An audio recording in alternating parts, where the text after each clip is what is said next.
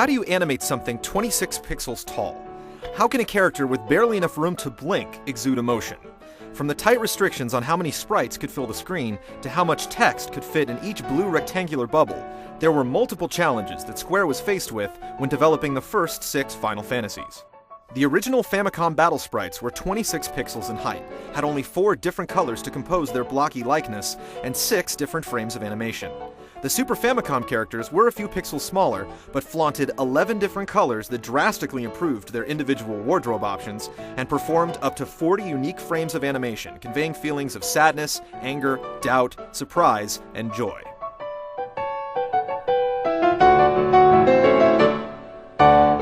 In Final Fantasy I, characters would roam aimlessly around each town or stand and wait for you to engage them in conversation.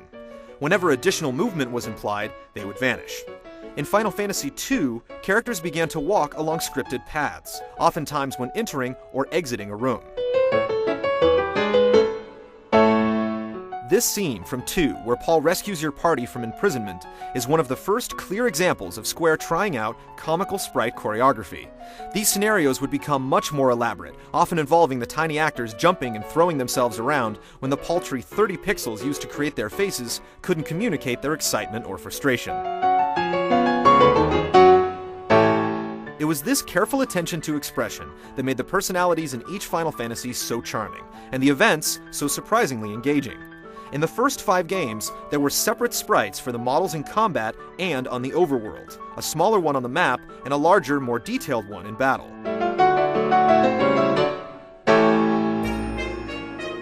But the 6th chapter in Final Fantasy used the higher resolution hero for both, adding about 10 different animations per character.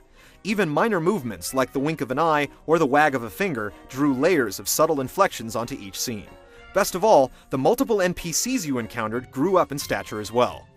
By the mid-90s, Square was ready to showcase the aptitude of their tiny thespians in one final 16-bit performance.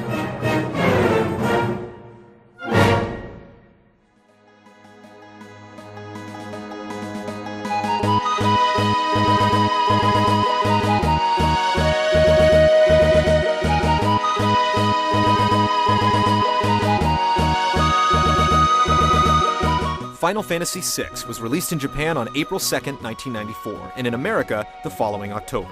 It showed up in the States as Final Fantasy III, and was the last title to be renumbered as it crossed shores. Yoshitaka Amano continued his work as the series' character designer, and Nobuo Uematsu wrote his most extensive score yet for the 6th installment.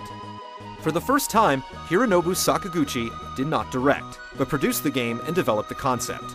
His former duties were split between series innovator Hiroyuki Ito and designer and writer Yoshinori Kitase. Kitase had worked with Squaresoft on Romancing Saga and the Final Fantasy Adventure for the Game Boy, but 6 was his directorial debut. He would go on to direct Chrono Trigger, Final Fantasy VII, and Final Fantasy VIII.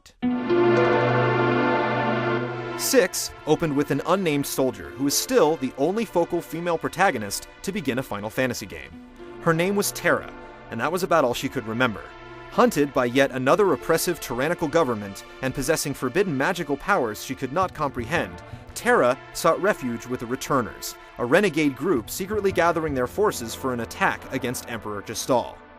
1,000 years prior, a conflict called the War of the Magi almost destroyed the world, and society struggled to regain technology. The fight began when humans were tempted to harness the power of mystical beings called Espers, and it appeared the Empire was after the same goal, moving dangerously close to repeating another senseless and deadly mistake. Espers were the first names clearly bestowed upon summons, and a third ingenious system created by Hiroyuki Ito. Humans could only learn their power when the beasts expired into crystallized forms called Magicite. Similar to the ability points from 5, winning battles in 6 awarded characters with magic points. When an Esper was assigned to one of your characters, these points would be added to the spells that Esper could teach you, and you would learn them at the percentage rate indicated. Some taught spells faster than others, and some taught just one exclusively. This meant that anyone could learn any spell, and use them at any time.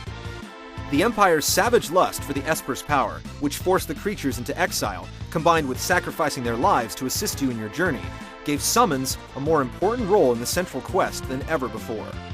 The other element that contributed to the epic story was the astounding number of playable characters. 6 didn't let you assign jobs, just as 4 had removed the prior class system to concentrate on a series of elaborate plot lines. While 5 had 22 jobs, 6 eventually offered 14 characters you could swap out any time to create your own party. Occasionally, the story filled in a few necessary spaces for certain scenes, but most of the time, all 4 roles were yours to cast. Your warriors could be customized even further by equipping up to 2 relics, trinkets that awarded various bonuses similar to the sub-abilities from 5. All this party customization made you that much more attached to whoever you chose each time the order opened up.